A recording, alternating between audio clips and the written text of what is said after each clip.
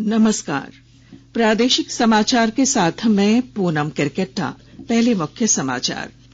प्रधानमंत्री ने विकसित भारत के लिए लीक से हटकर सोचने और समग्र दृष्टिकोण अपनाने का किया आह्वान। अधिकारियों से आकांक्षी जिलों के लिए कार्य योजना तैयार करने को कहा। आज से शुरू होगा निर्वाचन आयोग का मतदाता जंक्शन कार्यक्रम। आकाशवाणी से हर शुक्रवार शाम 7 से 9 बजे तक होगा प्रसारण। लोहरदगा में आदिवासी महिला से दुष्कर्म मामले में डीजीपी नीरज सिन्हा ने डीआईजी से मांगी रिपोर्ट। दोनों आरोपी जवान गिरफ्तार। और चाईबासा में आयोजित कोल्हान क्षेत्रीय पुलिस निशानेबाजी प्रतियोगिता में पश्चिमी सिंहभूम जिला बल रहा अव्वल। और अब समाचार विस्तार से।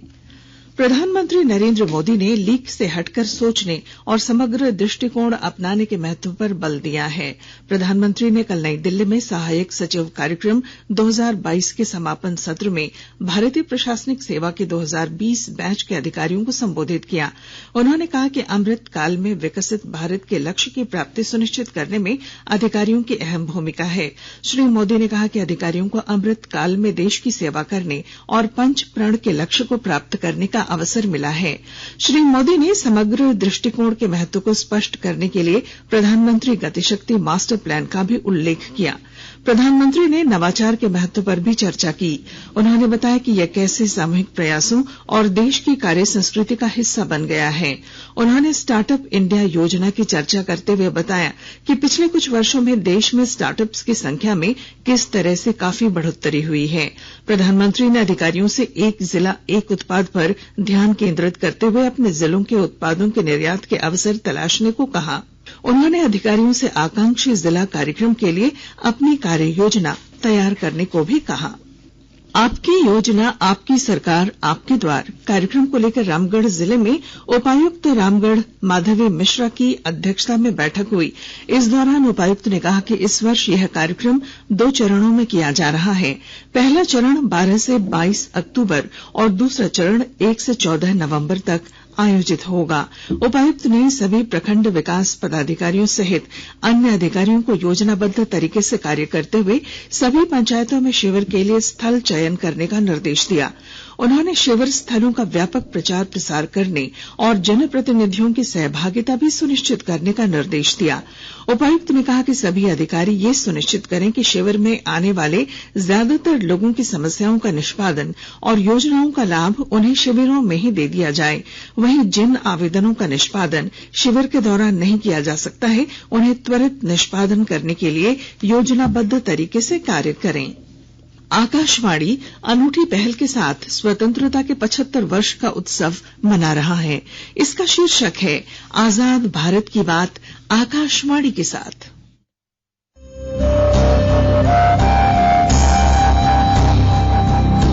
आजाद भारत की बात आकाशवाणी के साथ। स्वतंत्रता के 75 वर्ष का उत्सव, जीवंत यात्रा की स्मृतियां, स्वतंत्र भारत की उपलब्धियां और कुछ रोमांचक पल। तो आप भी जुड़िए और सुनना न भूलें। 15 अगस्त से प्रतिदिन हमारे FM गोल्ड 100.1 और दूसरे चैनलों पर आजाद भारत की बात आकाशवाणी के साथ। निर्वाचन आयोग आज से मतदाताओं के लिए वर्ष भर चलने वाला जागरूकता कार्यक्रम शुरू कर रहा है। मतदाता जंक्शन नाम से इस कार्यक्रम का प्रसारण 52 कड़ियों में आकाशवाणी से किया जाएगा। 15 मिनट का यह साप्ताहिक कार्यक्रम हर शुक्रवार शाम 7 से 9 बजे तक आकाशवाणी के Vividh Bharati, FM rainbow, FM gold और अन्य प्रमुख चैनलों से प्रसारित किया जाएगा। यह कार्यक्रम देश भर में 23 भाषाओं में उपलब्ध होगा। मुख्य निर्वाचन आयुक्त राजीव कुमार ने पिछले सोमवार को आकाशवाणी के दिल्ली केंद्र पर इस कार्यक्रम का शुभारंभ किया था। प्रत्येक एपिसोड में चुनाव प्रक्रिया के एक खास पहलू की जानकारी दी जाएगी। मतदाता जंक्शन की हर कड़ी में सभी पात्र मतदाताओं, खासकर युवा और पहली बार मताधिकार का प्रयोग करने जा रहे मतदाताओं को प्रोत्साहित किया जाएगा कि वे सोच समझकर अपने मताधिकार का प्रयोग अवश्य करें। प्रत्येक कड़ी में प्रश्नोत्तरी, विशेषज्ञों से बातचीत और आयोग की टीम द्वारा तैयार गीतों को भी शामिल किया जाएगा। नागरिक मतदान प्रक्रिया के बारे में सवाल पूछ सकेंगे और अपनी राय भी दे सकेंगे। मतदाता जंक्शन कार्यक्रम को ट्विटर पर news alerts, news on AIR app तथा आकाशवाणी के YouTube चैनलों पर भी सुना जा सकेगा। देश में काफी समय से लंबित पड़े मामलों को निपटाने के लिए 12 नवंबर को राष्ट्रीय लोक अदालत लगाई जाएगी। उपभोक्ता कार्य, खाद्य और सार्वजनिक वितरण मंत्रालय ने बताया कि देश में लगभग 6,08,000 से अधिक उपभोक्ता मामले लंबित हैं। मंत्रालय ने कहा है कि लोक अदालत व्यवस्था और आपसी समझौते से मामले सुलझाने का लाभ देखते हुए ज्यादा से ज्यादा उपभोक्ता मामलों का निपटारा संभव हो पाएगा। उपभोक्ता कार्य विभाग एसएमएस या ईमेल के जरिए उपभोक्ताओं, कंपनियों और संस्थाओं तक पहुंच बना रहा है।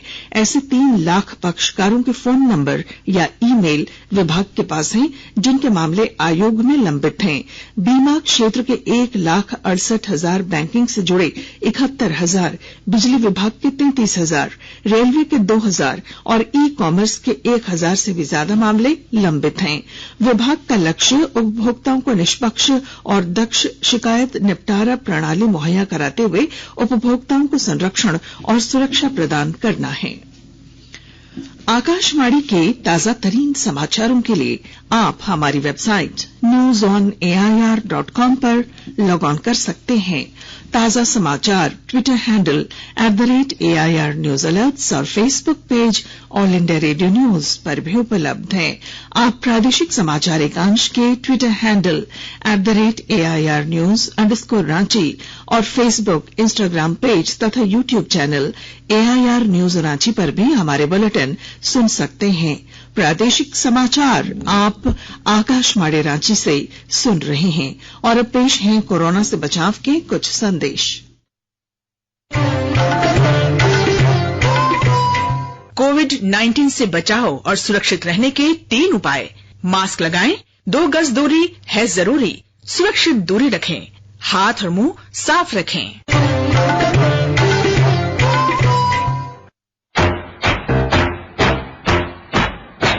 चलो मिलकर एक शुरुआत करें, चलो एक फैसला आज करें। मास्क नहीं तो टोकेंगे, कोरोना को रोकेंगे। चलो एक इरादा करते हैं, चलो एक इरादा करते हैं। मास्क नहीं तो टोकेंगे, कोरोना को रोकेंगे।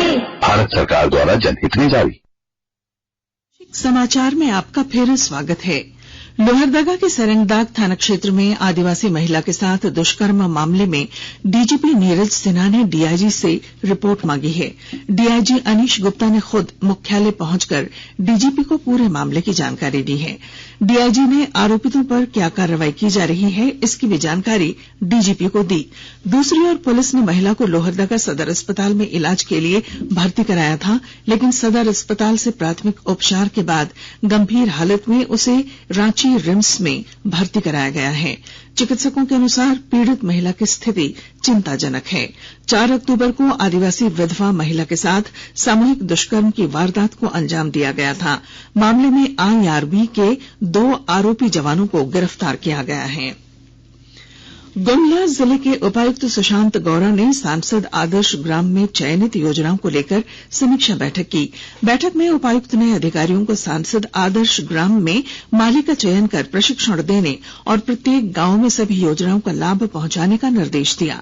उन्होंने प्रखंड विकास पदाधिकारियों को कृषि पदाधिकारी से वार्ता कर सुखाड़ में आए हुए बीजों की गुणवत्ता जांच कर 100% अनुदान पर सब्जी बीज का वितरण करने का भी निर्देश दिया।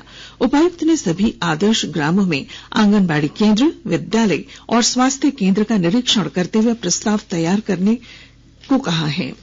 सभी बीडीओ को शिविर लगाकर ई श्रम कार्ड, हेल्थ कार्ड, पेंशन और राशन से लाभुकों को आच्छादित करने का निर्देश दिया।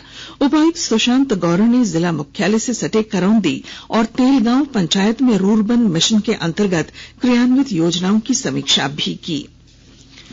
केंद्र सरकार गरीबों को गरीबी रेखा से ऊपर उठाने के लिए कई योजनाएं चला रही है।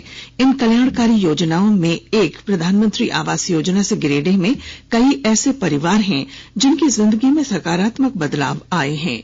गिरिडीह नगर निगम के सिहोडीह मोहल्ले में कच्चे मकानों में रहने वाली कई महिलाओं को न केवल सरकारी आवास का लाभ मिला है, बल्कि कई योजनाओं की उन्हें सौगात भी मिली है। उन्होंने इसके लिए भारत सरकार के प्रति आभार प्रकट किया है। मेरा नाम सविता प्रसाद है, सीओडी।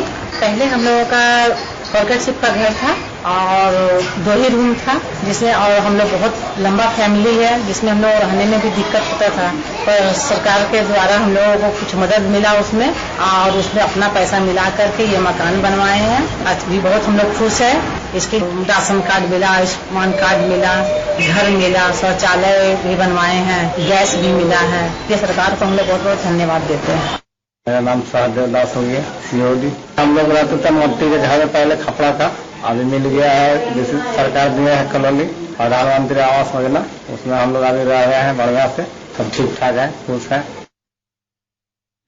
प्रधानमंत्री नरेंद्र मोदी ने 30 अक्टूबर को आकाशवाणी पर अपने मन की बात कार्यक्रम के लिए लोगों से विचार और सुझाव साझा करने का अनुरोध किया है। यह मासिक रेडियो कार्यक्रम मन की बात की 94वीं कड़ी होगी। लोग नमो ऐप या माईजीओवी ओपन फोरम पर अपने विचार साझा कर सकते हैं। वे टोल फ्री नंबर 1800-117800 पर भी डायल कर प्रधानमंत्री के लिए अपना संदेश हिंदी या अंग्रेजी में रिकॉर्ड करा सकते हैं।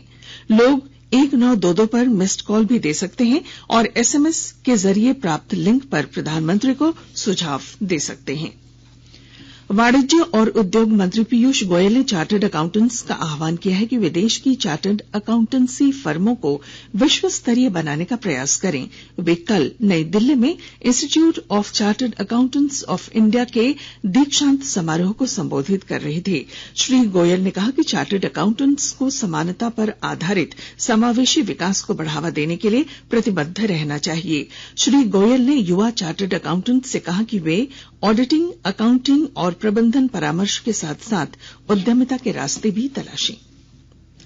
सरायकेला खरसावां जिले के आदित्यपुर नगर निगम क्षेत्र में आस्था के महापर्व छठ पूजा को लेकर तैयारियां शुरू हो गई हैं। आदित्यपुर नगर निगम में अपर नगर आयुक्त गिरिजा शंकर प्रसाद की अध्यक्षता में बैठक हुई। इसमें छठ घाट के लिए 1 किलोमीटर क्षेत्र को नो टॉलरेंस क्षेत्र घोषित करने का निर्णय लिया गया। नगर निगम के सभी 16 छठ घाटों की व्यवस्था दुरुस्त करने का जिम्मा कनीय अभियंता को सौंपा गया है। बैठक में दुर्गा पूजा में निगम प्रशासन द्वारा सुचारू व्यवस्था कायम करने पर संतोष जाहिर किया और छठ पूजा में घाटों की सफाई की रणनीति बनाई। निशानेबाजी। कोल्हान क्षेत्रीय पुलिस निशानेबाजी प्रतियोगिता में पश्चिमी सिंहभूम जिला बल अव्वल रहा। चाईबासा जमशेदपुर मार्ग पर कुदादा फायरिंग बट्ट में आयोजित प्रतियोगिता में चाईबासा जिला बल विजेता और सीटीसी मुसाबनी उपविजेता रही। प्रतियोगिता में पश्चिमी सिंहभूम, पूर्वी सिंहभूम और सरायकेला खरसावां जिला बल के अलावा पीटीएस जमशेदपुर और सीटीसी मुसाबनी की टीमों ने भाग लिया। राज्य से प्रकाशित होने वाले लगभग सभी अखबारों ने दुर्गोत्सव संपन्न होने के बाद देवी दुर्गा की प्रतिमा विसर्जन की खबरों के साथ थाईलैंड गोलीकांड की खबर को पहले पन्ने पर प्रकाशित किया है। हिन्दुस्तान ने लिखा है, राज्य के लिए पीएचसी में 2144 पदों पर बहाली। प्रभात खबर की सुर्खी है, +2 स्कूलों में पीजी शिक्षकों की नियुक्ति मामला, रिजर्व सीट पर नियुक्ति के लिए भी राज्य से मैट्रिक इंटर जरूरी। झारखंड ऐसा इकलौता राज्य है जहां विश्वविद्यालय में शिक्षकों की प्रोन्नति के लिए नहीं थी नियमावली, अब बनाई गई। इसे दैनिक भास्कर ने भी पहले पन्ने पर प्रमुखता से लिया है। दैनिक जागरण ने लिखा है, थाईलैंड में पूर्व पुलिसकर्मी ने चाइल्ड डे केयर सेंटर में 37 को मार डाला। अंग्रेजी अखबार द टाइम्स ऑफ इंडिया और हिंदुस्तान टाइम्स ने वर्ष 2022 के लिए साहित्य का नोबेल पुरस्कार 82 वर्षीय फ्रांसीसी लेखिका एनी एर्नॉक्स को देने की खबर को पहले पन्ने पर लिया है। और अब अंत में मुख्य समाचार। प्रधानमंत्री ने विकसित भारत के लिए लीक से हटकर सोचने और समग्र दृष्टिकोण अपनाने का किया आह्वान। अधिकारियों से आकांक्षी जिलों के लिए कार्य योजना तैयार करने को कहा। आज से शुरू होगा निर्वाचन आयोग का मतदाता जंक्शन कार्यक्रम। आकाशवाणी से हर शुक्रवार शाम 7 से 9 बजे तक होगा प्रसारण। लोहरदगा में आदिवासी महिला से दुष्कर्म मामले में डीजीपी नीरज सिन्हा ने डीआईजी से मांगी रिपोर्ट। दोनों आरोपी जवान गिरफ्तार। और चाईबासा में आयोजित कोल्हान क्षेत्रीय पुलिस निशानेबाजी प्रतियोगिता में पश्चिमी सिंहभूम जिला बल रहा अव्वल। और इसके साथ ही आकाशवाणी रांची से प्रादेशिक समाचार का ये बुलेटिन समाप्त हुआ। नमस्कार।